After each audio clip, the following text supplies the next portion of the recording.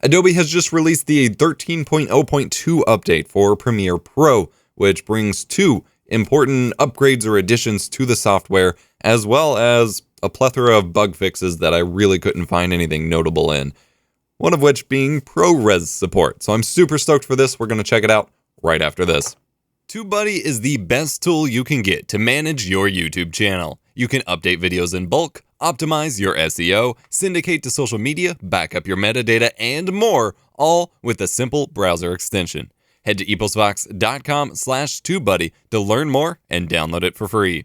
Alright, so I have loaded up here the updated version of Premiere Pro, and I actually have a Canon Cinema Raw Lite, I believe they call it, file that I got from Lens Pro to Go. They have a sample file download, and I'll show some video of what it looked like before, but before the update, playback and decode of it was horrendous, and Armando Ferreira, I always say his name wrong, did a video of why he switched to the iMac Pro or the 5K iMac, because playback for whatever reason was better on Mac OS, even though it was lesser hardware. But once you apply a LUT, it gets super stuttery and such. And once you play it back once now, or once or twice with the new update, it looks pretty stuttery there, but then you go back and play it again, and it starts to smooth out. It's still pretty inconsistent, but that was one of the major updates, was that they were improving performance.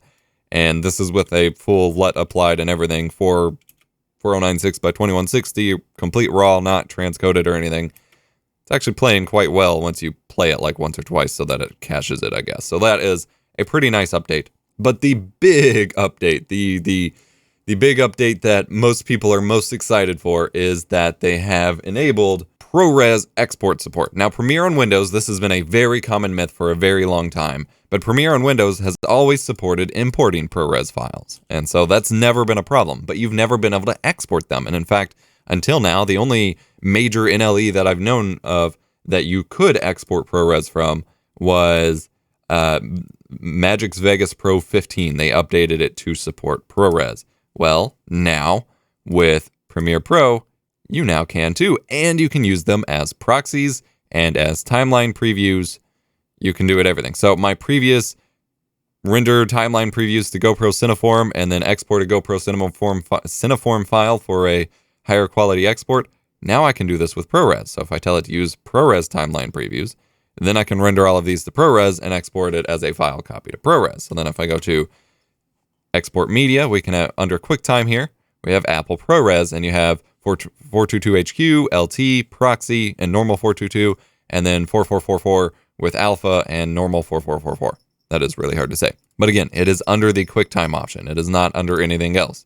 But then you can export it as a ProRes file. This has honestly been a big hang up with a lot of people actually switching from Mac to Windows for Premiere Pro video editing or video editing on the whole, because while yes, you could still edit ProRes files that you get from certain cameras or video recorders or other team members that you're working with, you couldn't export to them. And a lot of clients, a lot of workflow scenarios require ProRes delivery, and now you can do this on Windows, and it's really freaking exciting. It is hard to convey that if you don't have a need for it, and if you don't have a need for it, there's no reason, and if you're already using my Cineform workflow for faster exports, go for it. You don't need to change that necessarily, but you do have this as an option, and you can start rendering to it.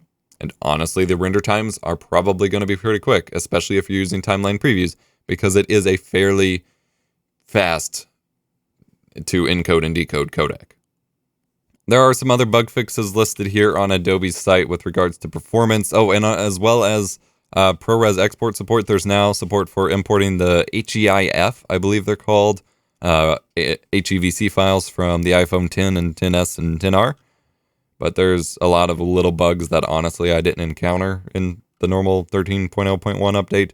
But you do have some of these here that may affect you if you're interested. And then I'll have a link to the actual update page, which is just a little square at the moment because it was just a minor update. Yeah, HEIF, recorded on iOS devices, were not supported for a little while, but they are now. Still no support for Blackmagic RAW yet, which is pretty disappointing, especially since they're making it free.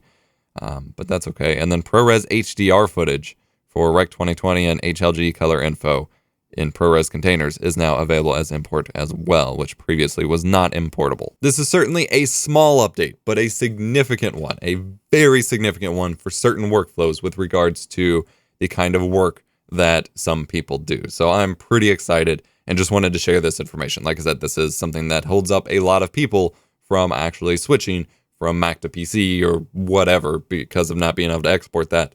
You now have this option, and I hope Resolve follows suit, because Resolve on Windows still can't export ProRes either, but for most of us, Cineform or DNxHR is a good supplement. Hit the like button if you enjoyed. Check out the update notes linked in the video description, as well as a sample Canon Cinema Raw Lite file if you need to test that for yourself. I'm EposVox, here to make tech easier and more fun, and I will see you next time.